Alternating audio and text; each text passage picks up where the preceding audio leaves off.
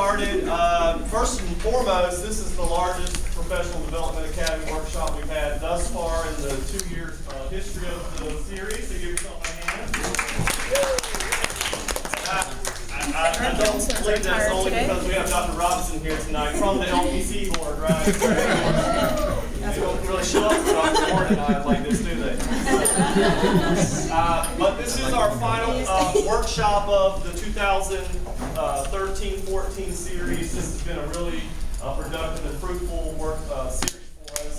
It was our first time we partnered with CSI, and that's been really good. And that's going to continue on for the next year. Bringing speakers to campus when it's really difficult for graduate students to go out to these conferences and these workshops. What we're trying to do is to find speakers and bring them to the campus for them to talk to you directly here during class time, so that we're making it convenient for you to get this information. Tonight's information is significantly important for all of you.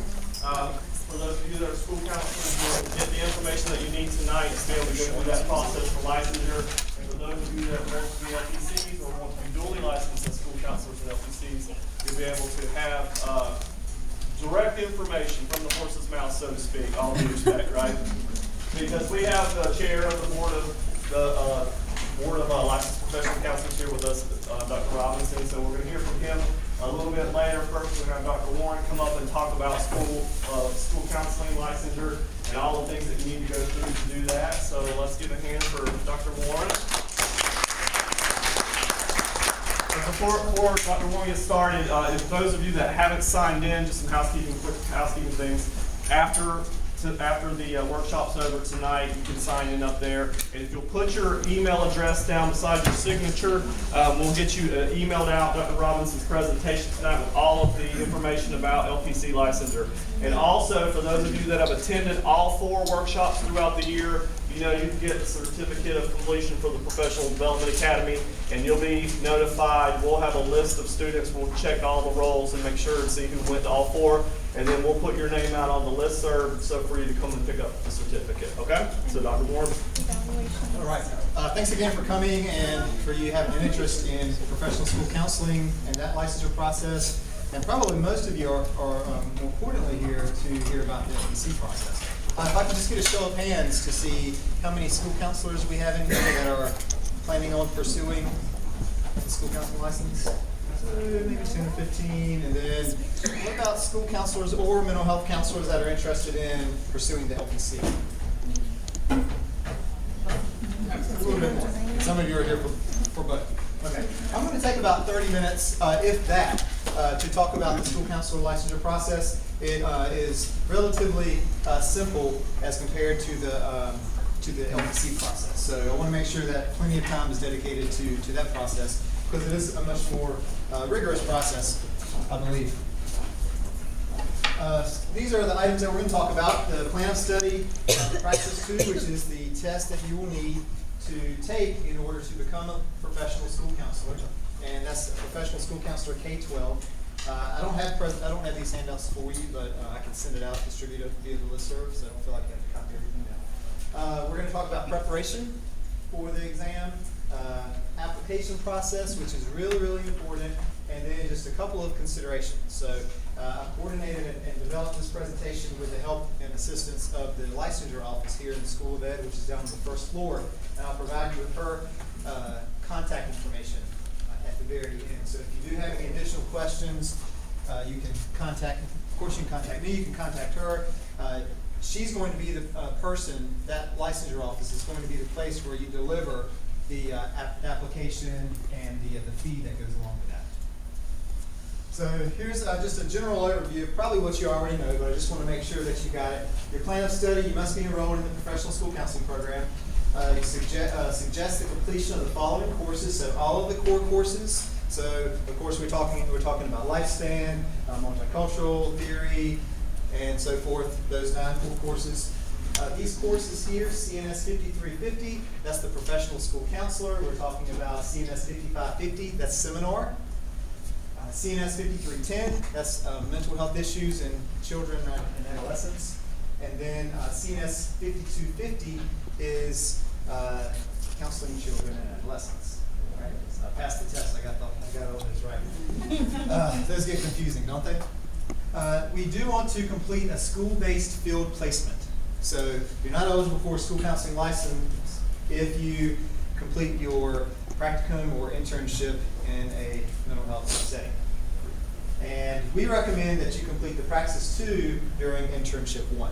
So ideally, you would take, during practicum, you would take the CPCE, and your advisors have probably talked to you about this process, but you would take your CPCE during practicum, the last night of practicum during exam week. You would take your Praxis here during internship 1, and then you would take the NCE if you're interested in pursuing the license, or LPC license, during internship 2. That's what we recommend.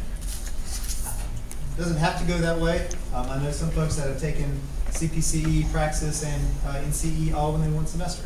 I did it years ago, and I was able to study madly one semester and knock all three out. It is ultimately what works for you, I believe. The Praxis 2, this is the test, okay, for school counselor licensure. The test.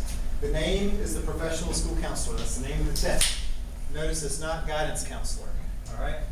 I don't know if you all know how I feel about that, that dirty word. The professional school counselor, that's the name of the test. The test code, this is important here, depending upon whether you want to take it via paper or computer-based, 0421 or 5421.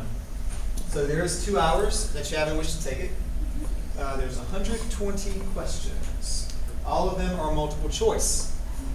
The content, we have 4 areas: foundation, delivery of service, management, and accountability.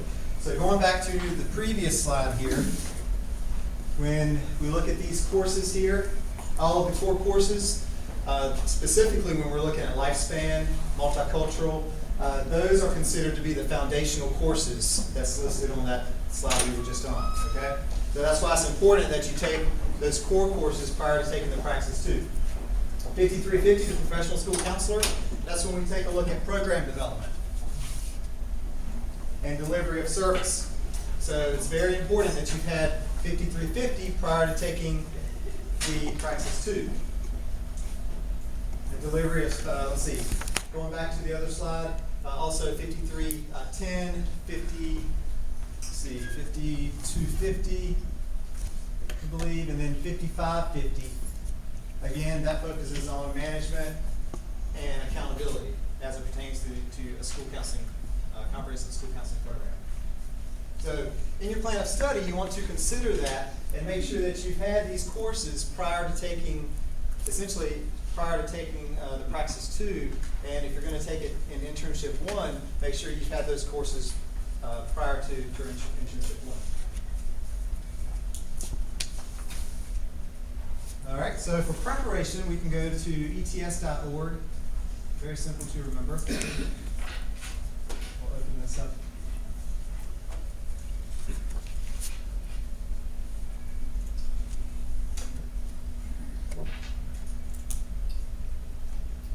All right, so this is the website that you will register, sign up and register to take the Praxis. You can get lost on this website because it houses many tests for different types of educational licenses for each state. So the easiest way that I have found to access what we need to access is to go to the Praxis, series tests. Go down and select our state.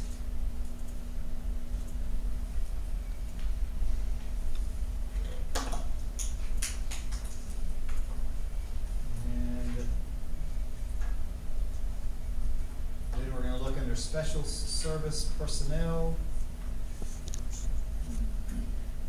and we see the professional school counselor.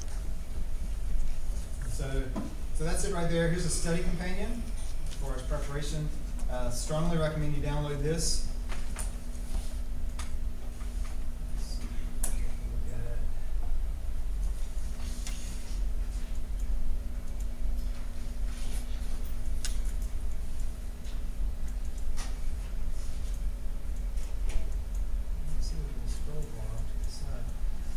we'll just take a look at the table of contents.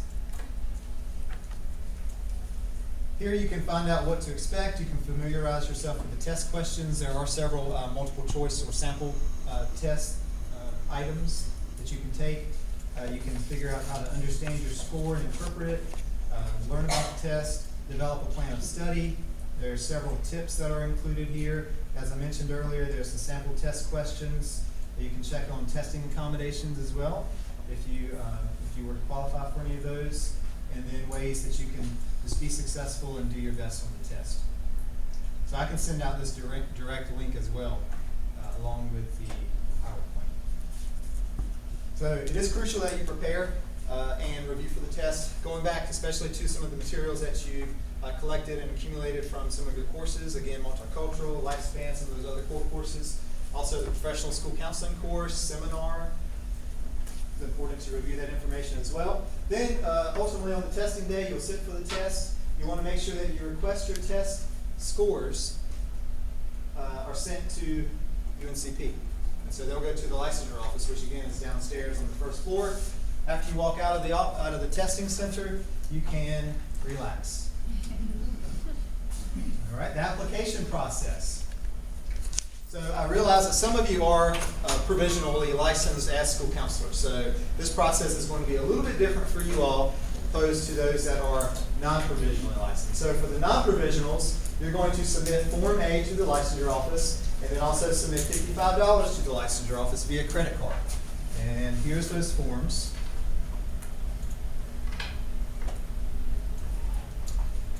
Pretty basic form here. You provide your information, first, last name, social security, date of birth, and so forth, and then you sign and date. There's also instructions provided. I do recommend, and this is one of the considerations that I'll reiterate at the end, but I do recommend that you please print all of this information in a legible manner. You certainly do not want to get into a situation where your application packet is sent to NCDPI and they cannot find your they can't access your records because of your social security number being incorrect because a 4 actually looks like a 7 or 8 is a 3. So please make sure that that's one of the biggest errors here, and number one reason why these applications are returned to us from DPI is because information is not listed correctly or illegible. Okay, submit the $55. This is another form. Again, this is for non-provisionals only. And again, you can input your information. Looks like you can actually type in here if you choose. That may be the best bet for some of you. And provide your credit card number and so forth. And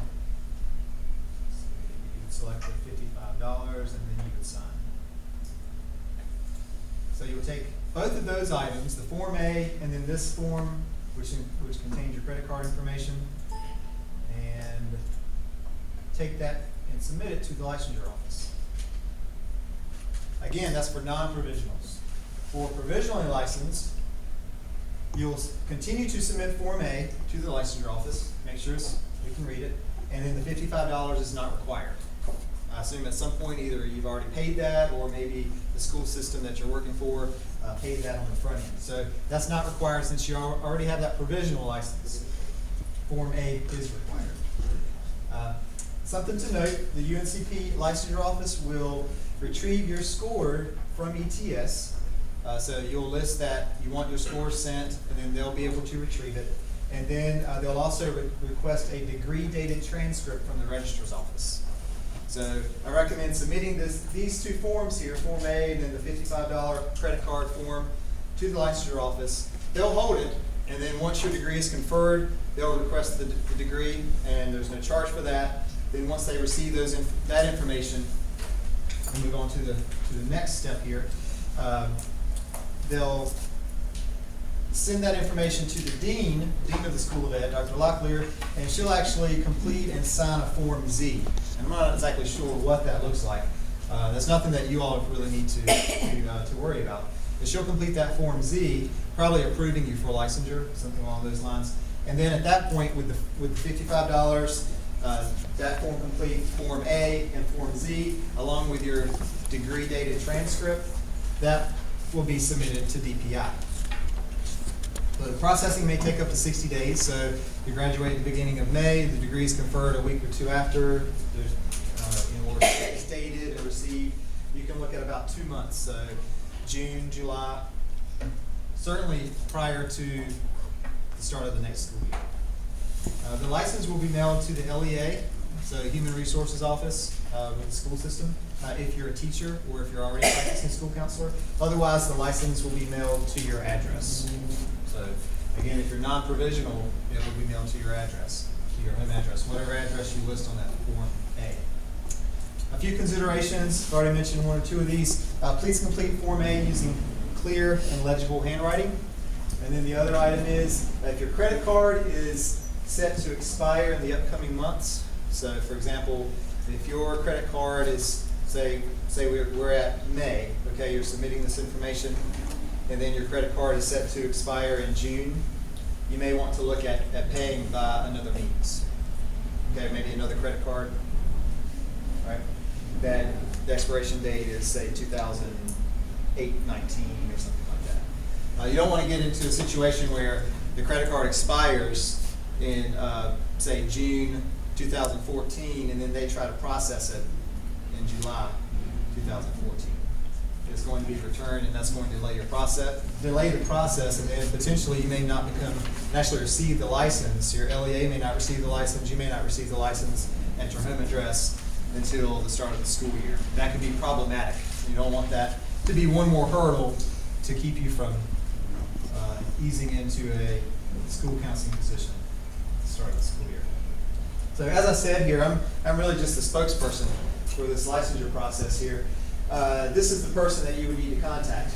She goes by Aku Apata. She's in the licensure office. There's her phone number, fax, and then her email address as well. She's in room 101A. Again, I'll send this PowerPoint out to you. She did approve this, so all of it is accurate. I made sure of that. All right. Any questions? I said 30 minutes, but I'm at about 23 right now, so I have some to spare. Robert? I have a question. It's a very basic question. What are the differences between licensure and LPC? Well, between school counseling licensure and LPC? Yes. Well, they're both licensed, okay? They're both licensed. One, the school counseling license affords you the opportunity to work in an educational setting, i.e. K-12. So with the school counseling license, you can work at elementary level, you can work at a middle school, or high school. You can work at charter schools, early colleges, and that's the extent of it, okay? As an LPC, what I'm sure Dr. Robinson will talk to you about, that allows you to practice supervised in a mental health setting, and then ultimately independently in a mental health setting, community mental health setting. So, if you only have an LPC, you cannot be a school counselor. You cannot work as a school counselor as an LPC. Many folks are dually licensed, so they can work as a school counselor. I myself, when I was working as a school counselor, I also had an LPC, so I worked after school at a local mental health agency too. So, being dually licensed, I tell all my advisees and everyone that I talk to, it opens a lot more doors, gives you a lot more opportunities. So I recommend moving in that direction. Yes, but so they are two separately independent licenses. The school counseling license is issued by NCDPI, North Carolina Department of Public Instruction, and then the LPC is issued by the North Carolina Board for Licensed Professional Counselors. Yes. Yes. Do we have to submit our provisional license, or no, since they would already have it? Do you have to submit the provisional license along with this packet? No. No, just Form A, and that's it for you as a provisional license. Yes, Okay. Michelle? With the provisional license, what should we expect, like, going into the fall? Like, if I've been offered a position, so for my provisional license, what does that mean? What should I, do I need to take the classes to? No. No. No. So, for that, that